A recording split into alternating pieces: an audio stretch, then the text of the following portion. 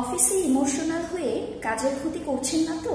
প্রত্যেক ব্যক্তির জীবনেই নানা সমস্যা থাকতে পারে এবং এই সমস্যাগুলো কিন্তু আপনার প্রফেশনাল লাইফে নানানভাবে ইফেক্ট ফেলতে পারে। ইমোশন এক্সপ্রেস করা অবশ্যই ভালো, তবে কর্মক্ষেত্রে ইমোশন এক্সপ্রেস কিন্তু আপনার জন্য ক্ষতিকারক হয়ে উঠতে পারে। তাই আজকে আমরা জানবো অফিসে ইমোশনাল হয়ে উঠলে কিভাবে তা আপনি সামলে উঠবেন।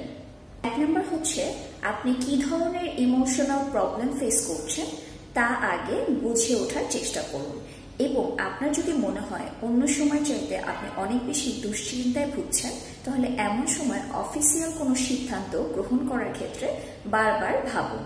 যদি আপনার কোনো ভুলের কারণে অফিসে কোনো সহকর্মী বা বসের সাথে যদি আপনার ভুল বোঝাবুঝি তৈরি হয়ে থাকে, তাহলে সেই ক্ষেত্রে নিজের ভুল স্বীকার করুন। কাজের সময় যে কোনো কারণে আপনি স্ট্রেস হতে পারেন। এই সময় আপনি আপনার পছন্দের গান শুনতে পারেন, বই পড়তে পারেন বা ভিডিও দেখতে পারেন। কর্মক্ষেত্রে যদি কেউ আপনার সাথে রুড আচরণ করে থাকে, তাহলে তার উপরে রাগ না করে আপনি আপনার মতামত তাকে বোঝানোর চেষ্টা করুন।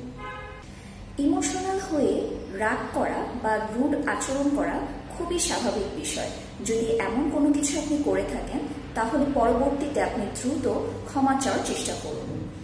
আর সবসময় চেষ্টা করবেন অফিসের কোনো কাজ বা অফিসের কোনো দুশ্চিন্তা যাতে বাড়ি পর্যন্ত না পৌঁছায়। অফিসে যদি আপনি ইমোশন কন্ট্রোলে রাখতে পারেন, আপনি যেমন ভালো থাকবেন, তেমনি আপনার কর্মক্ষেত্র অনেক সহজ এবং সাবলীল থাকবে।